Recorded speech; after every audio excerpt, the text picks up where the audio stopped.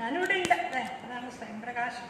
അപ്പം ഈ ഞാനാണ്, അതാണ് എല്ലാം എന്ന് പറയുന്നത്. എൻ്റെ ശരീരം എന്ന് പറയാനുണ്ട് വേദാന്തത്തിലൊക്കെ. എൻ്റെ ശരീരം, എൻ്റെ എല്ലാം എൻ്റെയാണ്. അപ്പം ഞാൻ ആരാണ് എന്ന് കണ്ടെത്തുക. അതാണ് പരമമായ സത്യത്തിനെ ധ്യാനിക്കുമ്പോൾ നമുക്കത് കിട്ടും.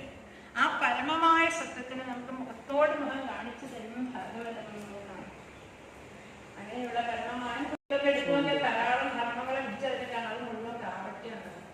എന്നാൽ മഹാമുനിയായിരിക്കുന്ന വേദവ്യാസൻ നിർമ്മിച്ച ഈ ഭഗവത്ഗീത അതൊരു കാവട്ടെയില്ല എന്ന് പറഞ്ഞാൽ സദ്യോവൃത്തി അവരുദ്ധരെ ഭഗവാൻ അപ്പം തന്നെ നമ്മുടെ ഉള്ളിൽ പ്രവേശിക്കുന്നു. ഇതിനാ വേറെ ഒരു ശാസ്ത്രമുണ്ട്.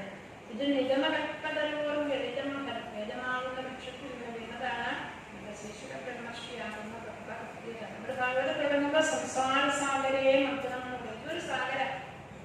ശ്രീകൃഷ്ണ ഭഗവാനെ പേരുണ്ട്. അവിടെ ശ്രദ്ധിച്ചെന്ന് നമ്മുടെ സുഖവാദമൃതാർത്ഥിന്ദൂന്ന് പേരുണ്ട് അല്ലെ. സുഗന്ധ വാക്കാകുന്ന അമൃത സമുദ്രം, അതാണ് ഭാഗവതം. അപ്പൊ ഈ സമുദ്രത്തിന് വേലിയേറ്റം ഉണ്ടാവും. ശ്രീരാമകൃഷ്ണ ദിവസത്തിനുണ്ട് അതേ ഗംഗയുടെ വേലിയേറ്റം കാണാൻ പോവാന്ന് പറഞ്ഞു. എല്ലാവരും എണീറ്റ് ഉടമ്പര പോണ്ടേ. ഇപ്പൊ വേണ്ടത് ശബ്ദം പോയി, വലിയ തലയുവാൻ പോയി. ശ്രീരാമകൃഷ്ണനോട് ഓട്ടം ഇതന്നെ ഉണ്ടാകുന്ന സംശയം. ശ്രീരാമകൃഷ്ണൻ കണ്ടുപാടും പോയി വേലിയേറ്റം. അത് ഈ ചന്ദ്രൻ ഉദിക്കുമ്പോഴാണ് വേലിയേറ്റം, പൂർണ്ണചന്ദ്രൻ ഉദിക്കുമ്പോൾ. അപ്പൊ വേലിയേറ്റം കണ്ട് ശ്രീരാമകൃഷ്ണൻ ഇരിച്ചെന്ന് വീട്ടിൽ തലയിടിച്ച് പോണേ കുട്ടികളെ പിള്ളേരടക്കം അതല്ല കാര്യം. അങ്ങനെ വേലിയേറ്റം ഉണ്ടാകും, സമുദ്രത്തിൽ വേലിയേറ്റം ഉണ്ടാവുന്ന ചന്ദ്രൻ കാരണമാണെങ്കിൽ ശ്രീശുഖ ബ്രഹ്മർഷിയുടെ വാക്കുകളാകുന്ന ഈ ഭഗവതത്തിന് വേലിയേറ്റം ഉണ്ടാക്കുന്ന ചന്ദ്രനാണ് അമൃത സമുദ്രത്തിൽ. അങ്ങനെ ഭഗവാന്റെ സ്മരണയോടുകൂടി ശ്രീശുഖ ബ്രഹ്മർഷി അവിടെ പറഞ്ഞു വന്നത് നിയമകൽപ്പതരവും ഗളിതം ഫലം വേദത്തിൽ നിന്ന് വീണാലും തത്വകൃത്യ കേടില്ലാത്ത ഒരു പഴമാണ് ഇത്. നൈമിഷക്ഷേത്രത്തില് നൈമിഷാരണ്യത്തില് ശബരികാലി മഹർഷിമാർ ഒരു സത്രം നടത്തിയെന്നാണ് കേട്ടിട്ടുണ്ടാവുള്ളൂ. ചക്രം വിട്ടുവിട്ടപ്പോൾ ആ ചക്രം പൊട്ടുന്ന സ്ഥലത്ത്, ചക്രത്തിന്റെ നേമി പൊട്ടിയ സ്ഥലത്താണ് നൈമിഷാരണ്യം എന്ന ഗ്രാമം. അവിടെ നമുക്ക് യുപിയിലൊക്കെ കാണാൻ സാധിച്ചിട്ടുണ്ടാവും. അങ്ങനെ ആ ചക്രം ഉരുട്ടിവിട്ട അവിടെ ആ നൈമിഷാരണ്യത്തിൽ ശബരികാലി മഹർഷിമാർ ദീർഘസത്രം നടത്തിക്കൊണ്ടിരിക്കുമ്പോൾ ശ്രീ സൂതമഹാശയൻ അവിടെ വന്നു. അദ്ദേഹത്തിനെ വേണ്ട രീതിയിൽ സത്കരിച്ചില്ലേ. നമ്മൾ ആദരിക്കേണ്ട രീതിയിൽ ആദരിച്ചാൽ ഭാഗവത ആചാര്യന്മാരുടെ നാവിൽ നിന്നൊക്കെ നമ്മൾ വിചാരിക്കാത്ത കാര്യങ്ങളൊക്കെ വരും.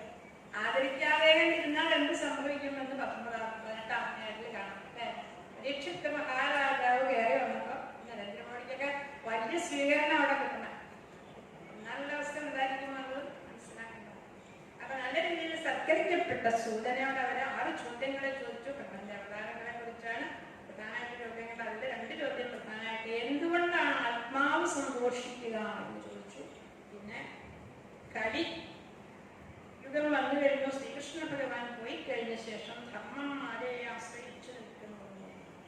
ആ 6 ചോദ്യങ്ങളുടെ ഉത്തരമായിട്ട് ശുദ്ധമഹാശയൻ ഭാഗവതം പറയാൻ ആരംഭിച്ചു. അപ്പോൾ തന്റെ ഗുരുവായിരിക്കുന്ന ശ്രീശുഖ ബ്രഹ്മർഷിയെ അദ്ദേഹം വന്ദിച്ചു. അദ്ദേഹത്തെ ബ്രഹ്മചാരിയാണ്, വാർത്തസ്ഥനാണ്, സന്യാസിയാണ്, യാതൊരു അടയാളങ്ങളും ഇല്ലാതെ കണ്ട് സഞ്ചരിക്കുന്ന ആള്, അല്ലെങ്കിൽ അച്ഛൻ വിളിച്ചിട്ട് പോലും ഇണ്ടാതെ കണ്ട് പോയി വൃക്ഷങ്ങളെ കൊണ്ട് വെളികെടുപ്പിച്ച സർവഭൂതപ്രയസ്ഥനാണെന്നൊക്കെ അറിയിച്ച അദ്ദേഹം നമ്മളെ പോലെ ഇവിടെ സംസാരികളോടുള്ള കാര്യം എന്നുണ്ട് ഈ ശ്രീമദ്ഭഗവതത്തെ പറയാൻ ആരംഭിച്ചു. വാസുദേവകരാളുണ്ടല്ലോ സരജസ് സത്വം, ഈ 3 ഗുണങ്ങളെ കൊണ്ടാണ് ലോകം സൃഷ്ടിച്ചത് ഭഗവാൻ. ആ 3 ഗുണങ്ങളിൽ സത്വഗുണം ആയിരിക്കണം ഭഗവാനെയാണ് നമ്മൾ ആശ്രയിക്കേണ്ടത്. പൂജപ്രേതശാലികളെയൊക്കെ പലരെ ആശ്രയിക്കും. സർവദേവ നമസ്കാരം കേശവം പ്രതിഗച്ഛതി എന്ന് പറഞ്ഞാൽ ആരെ നമ്മൾ ആശ്രയിച്ചാലും അത് എത്തിച്ചേരുന്നത് വാസുദേവനിലാണ്. വാസുദേവകരാ വേദങ്ങൾ വാസുദേവകരങ്ങളാണ്, മഹങ്ങൾ വാസുദേവകരങ്ങളാണ്. യോഗ ക്രിയകളെല്ലാം അറിയേണ്ടത് ജ്ഞാനവും വാസുദേവനെ തന്നെയാണ്, വാസുദേവകരമാണ്. തപസ്, ധർമ്മം, ഗതി മോക്ഷത്തിനും വാസുദേവനിൽ എത്തിച്ചേരുകയാണ്. അപ്പൊ അങ്ങനെ പിന്നീട് ഭഗവാന്റെ അവതാരങ്ങളെ കുറിച്ച് എങ്ങനെയാണ് ഭഗവാൻ ഈ വാസുദേവനായിരിക്കുന്ന ഭഗവാൻ എന്താണ് പ്രത്യേകത എന്ന് ചോദിച്ചാൽ അദ്ദേഹം തന്റെ ലീലാവതാര അനുരതോ ദേവതിര്യക്കുതരാദിഷു അനവധി ലീലാവതാരങ്ങളെ എടുത്തു. ദേവന്മാരായിട്ട് തിര്യക്കുകളായിട്ട് അല്ലെ രസപൂർമ്മ വരാമശ്ച രാമോ രാമശ്ച നമ്മൾ പറയാറുണ്ട്. ആ 24 അവതാരങ്ങൾ. പിന്നെ അവതാരങ്ങളുണ്ട്. അച്ചാവതാരം, കലിയുഗത്തിലെ അവതാരം അച്ചാവതാരം. കലിയുഗത്തിൽ കൃഷ്ണൻ രാമനും എല്ലാം ഉണ്ട്. പക്ഷെ വിഗ്രഹമാണ് അല്ലെ. 67 വിഗ്രഹം സൃഷ്ടിച്ചപ്പോ എന്തായി? അപ്പൊ അങ്ങനെയുള്ള അവതാരങ്ങളോട് ഭഗവാൻ ലോകത്തിനെ രക്ഷിക്കാനായിട്ട് അവതാരങ്ങൾ എടുക്കും. വാസുദേവൻ എന്നൊക്കെ പറഞ്ഞപ്പോ മഹർഷിമാർ ചോദിച്ചു, ഇതൊക്കെ അവിടത്തേക്ക് എങ്ങനെ കിട്ടുക? അപ്പൊ വ്യാസൻ ഒരു പുതിയ പുരാണം രചിച്ചിട്ടുണ്ട്. അത് പരീക്ഷിത്ത് മഹാരാജാവ് പ്രയോഗവേഷം ചെയ്യുന്ന ഗംഗാതീരത്ത് വെച്ച് പരീക്ഷത്തിന് ശ്രീശ്വരൻ ഉപദേശിച്ചപ്പോൾ ഞാനിത് കേട്ടു എന്നൊക്കെ പറഞ്ഞപ്പോൾ പല സംശയങ്ങൾ വന്നു. അദ്ദേഹം സുരസൂത മഹാഭാഗ വദനോ വദതാം പറ, എങ്ങനെയാണ് ഈ ഭാഗവതം ഉണ്ടായത്? ഈ വ്യാസൻ പറഞ്ഞിട്ട് പുരാണം രചിച്ചിട്ട് അദ്ദേഹത്തിന് അനുസരിച്ച് വന്നില്ല.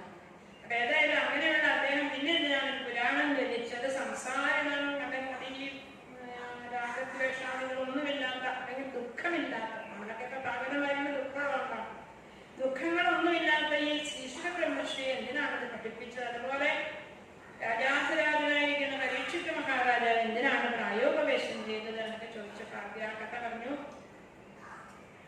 വ്യാസൻ തന്നെ സരസ്വതിയുടെ തീരത്തുള്ള സംയാപ്രാസം എന്ന ആശ്രമത്തിൽ ചിന്തിച്ചിരിക്കുമ്പോൾ അദ്ദേഹത്തിന് തോന്നി, ഞാൻ ഇത്രയൊക്കെ ചെയ്തിട്ടും ലോകത്തിലൊരു പ്രയോജനം ഉണ്ടായിട്ടില്ലല്ലോ, അപ്പൊ ഇനിയും പറയേണ്ടത് പറഞ്ഞില്ല, അതുകൊണ്ടായിരിക്കുമോ എന്ന് തോന്നി. മഹാഭാരതത്തിൽ ഒരുപാട് ധർമ്മത്തിനെ കുറിച്ചൊക്കെ വിസ്തരിച്ചു പറഞ്ഞു. ഭാഗവതാധർമ്മ ഞാൻ പറഞ്ഞില്ലായിരിക്കുമോ എന്ന് ചിന്തിക്കുമ്പോ നാരദ മഹർഷി അവിടെ വന്നു. കൃഷ്ണസ്യ നാരദോധ്യാകാലം നാരദ മഹർഷി അവിടെ വന്നു ചേർന്നു. നാരദ മഹർഷിയെ പൂജിച്ചിരുത്തി. അപ്പൊ അന്യോന്യം സംസാരിച്ചു കഴിഞ്ഞ ശേഷം നാരദൻ ചോദിച്ചു, അമ്മയുടെ മനസ്സെന്താ വല്ലാതിരിക്കുന്ന പോലെ, മുഖമൊക്കെ വാടിയിരിക്കുന്നല്ലോ, മൃഗസ്ഥനെ പോലെ ചോദിച്ചു. നമുക്കൊക്കെ എത്ര കഷ്ടപ്പാടല്ലേ, അപ്പൊ തീരലേ ഉണ്ടാവില്ല, എത്രമാത്രം അവർക്ക് തെളിയില്ല. അങ്ങോട്ട് എന്താ നമുക്ക് അങ്ങനെ ചോദിച്ചപ്പോ അത് പറയൂ എന്ന് തന്നെ വ്യാസൻ നാരദനോട് പറഞ്ഞിട്ട് നാരദൻ പറഞ്ഞു, അവിടുന്ന് പറയേണ്ടതെല്ലാം പറഞ്ഞിട്ടുണ്ട്. ഭഗവാനിതപ്രായം ആഹാരത്തിന്റെ ധർമ്മത്തിനെ കുറിച്ചൊക്കെ ഒരുപാട് കാര്യങ്ങൾ പറഞ്ഞു. പക്ഷെ ഭഗവാനെ കുറിച്ച് പറഞ്ഞില്ല.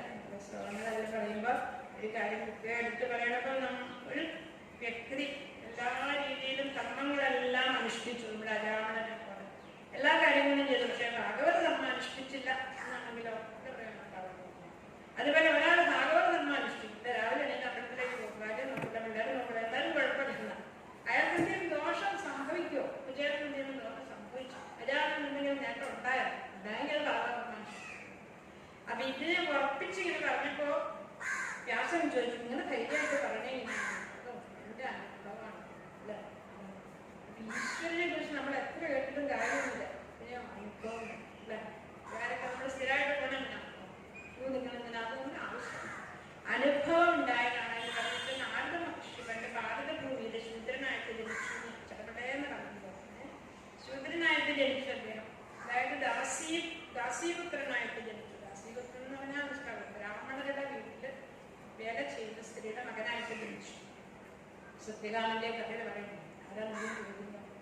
സത്യകാമൻ അതല്ലേ എന്റെ അച്ഛൻ ആരാണെന്ന് ചോദിക്കുമ്പോ അമ്മ എന്നോട് പറഞ്ഞത് ഞാൻ പല വീട്ടിലും ജോലി ചെയ്തിട്ടുണ്ടാക്കണം, നീ ഉണ്ടായി എന്നാണ്. അച്ഛൻ ആരും ശരിക്കും പറഞ്ഞില്ല. അപ്പൊ നീ ബ്രാഹ്മണനാണെന്ന് പറഞ്ഞു. സത്യം പറഞ്ഞു. അപ്പൊ അങ്ങനെ നാരദ മഹർഷി ഒരു ശൂദ്ര ബാലനായിരുന്നു. ബ്രാഹ്മണ ഗൃഹത്തില് താമസിക്കുമ്പോൾ ഈ ചാതുർമാസ്യ പരിപാടി 8 മാസത്തില് സന്യാസിമാരെ സഞ്ചരിച്ചു. 4 മാസം മഴയൊക്കെ. അപ്പൊ അത്രയും പ്രശ്നമാണ്. സഞ്ചാരത്തിനൊക്കെ ഒരുപാട് ദോഷം, ഇങ്ങനെ ജന്തുക്കളെ കൊണ്ട് അതിനൊക്കെ വേണ്ടി വരും. അപ്പൊ മഴ തന്നെ സഞ്ചരിക്കുന്നുണ്ടായെന്ന് വിചാരിച്ചിട്ട് ഏതെങ്കിലും ഗൃഹസ്ഥന്മാരുടെ വീടുകളിലോ അല്ലെങ്കിൽ ആശ്രമങ്ങളിലോ ചാതുർമാസ്യം അനുഷ്ഠിച്ച് അവിടെ താമസിച്ച് ഹോമൊക്കെ ചെയ്തുകൊണ്ട് അവിടെ ഇരിക്കും. അപ്പൊ അങ്ങനെ ഈ 4 മാസം താമസിക്കാനായിട്ട് കുറെ സന്യാസിമാർ ഈ നാരദൻ അതൊന്ന് കുട്ടി താമസിച്ച വീട്ടിൽ വന്നു.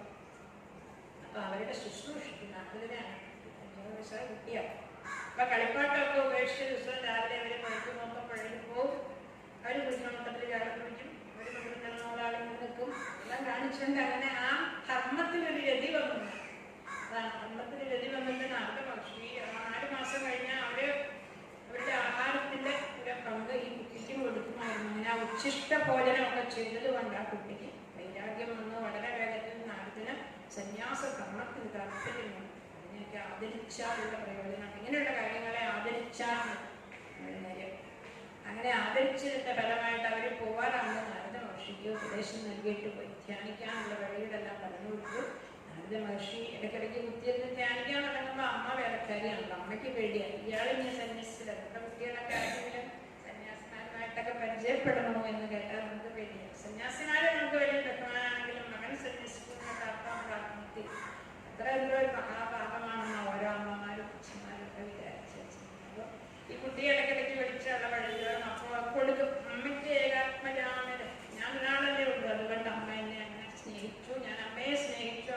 പറ്റിയില്ല. ഒരിക്കലമ്മ പാമ്പ് വലിച്ചു മരിച്ചു. രാവിലെ കൃഷ്ണനെ കക്കാൻ പോയത് പാമ്പ് വലിച്ചു. അയ്യോ ഇനി കുട്ടിക്ക് ആരാണുള്ളത് എന്നൊക്കെ പറഞ്ഞ് അവർ കരയുമ്പോൾ നാരദൻ ചാടി പോയിന്ന. അതൊരു ഭാഗ്യമാണല്ലോ. ഇതൊക്കെ വിട്ടുപോകാന്ന് വെച്ചാൽ ആരായാലും നമ്മളെ വിട്ടുപോയാൽ അത് ഭഗവാന്റെ കാരുണ്യമാണോ എനിക്ക് ധ്യാനിക്കാൻ വേണ്ടിയിട്ടാണ് മനസ്സിലാക്കുന്നത്. നാരദൻ ഒരു വനത്തിൽ അവിടെ നിന്ന് അപ്പോഴേ ഓടിപ്പോയി. നാരദനറിയാം അവിടെ നിന്നാൽ പിന്നെ അവിടുത്തെ വേലക്കാരനായി നിൽക്കേണ്ടി വരും. മുന്തനാർക്കൊക്കെ പറ്റിയില്ല. അതുപോലെ വേലക്കാരനായി നിൽക്കേണ്ടി വരും അറിയാവുന്നതുകൊണ്ട് ആ കുട്ടി അവിടെ നിന്ന് ഓടി ഒരു വനത്തിലെത്തി. ആല പുഴയൊക്കെ കണ്ടു. അല്ല അയാൾ കഥ വേണം, അടുത്തൊരമ്പലം വേണം എന്നൊക്കെ പറയുമ്പോൾ നല്ല ഒരാരും പുഴയൊക്കെ കണ്ടു. പുഴയിൽ കുളിച്ചു, വെള്ളം കുടിച്ച് അവിടെ ഇന്ന കുഞ്ഞിക്കാലൊക്കെ മടക്കി വെച്ച നല്ല രീതിയിൽ ധ്യാനം അനുഷ്ഠിച്ചു നാരദൻ. അദ്ദേഹത്തിന്റെ ഉള്ളിൽ പരബ്രഹ്മസ്വരൂപം തെളിഞ്ഞു വന്നു. ചന്ദ്രാനന്ദാവബോധാത്മകമായിരുന്ന രൂപം തെളിഞ്ഞ് ഹൃദയം നിറഞ്ഞതങ്ങനെ വന്നതും പെട്ടെന്ന് അപ്രത്യക്ഷമായി. എന്തൊക്കെയോ കർത്തവൃത്തുപോലെ കാണുന്നുണ്ട്. നാരദനാകെ വിഷമമായി. എന്താ ഇനിയിപ്പോൾ സംഭവിക്കാതെ അറിഞ്ഞുകൂടാ. അല്ലെ എല്ലാം പോയി.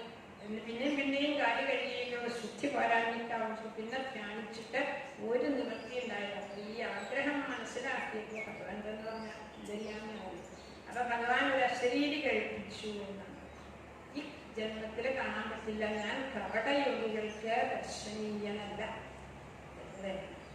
ശ്ലോകം കുയോഗിന നമ്മളെ കേരളത്തിൽപ്പെട്ടവരാണ്.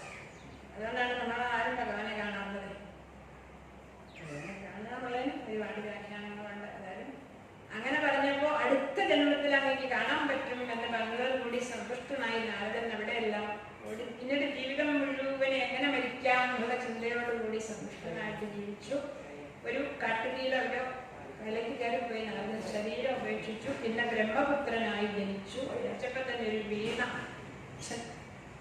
വിദ്യാഭ്യാസമൊക്കെ അച്ഛൻ തന്നെ നൽകി. ബ്രഹ്മാവിന്റെ മടിയിൽ ജനിച്ചു.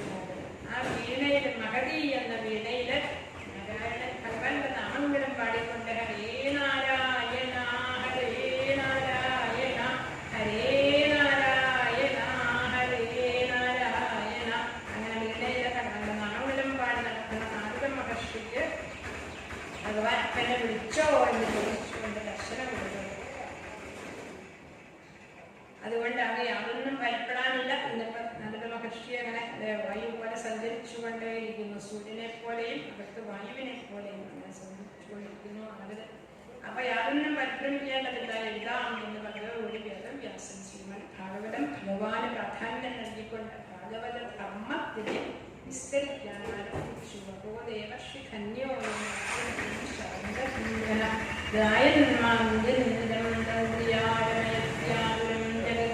അപ്പോ ഈ നാരദ മഹർഷി എത്രയോ ധന്യനാണ്. ഭഗവാന്റെ കീർത്തിയെ കേൾപ്പിച്ചുകൊണ്ട് വീണയിൽ അതെല്ലാം നാമം പാടിക്കൊണ്ട് ആതുരമായിരിക്കുന്ന ജനത്തെ ദുഃഖിതരായിരിക്കുന്ന ജനങ്ങളെ ആശ്വസിപ്പിച്ചുകൊണ്ട് സഞ്ചരിക്കുന്ന നാരദ മഹർഷി ധന്യനാണ് എന്ന് പറഞ്ഞുകൊണ്ട് ആ അധ്യായം ഇനി കുന്തി സ്തുതി തുടങ്ങിയ അധ്യായങ്ങളാണ് പരീക്ഷത്തിന്റെ ഗ്രഹണങ്ങൾ. സമയം ഇടവേളയ്ക്ക് ശേഷം ഹരേ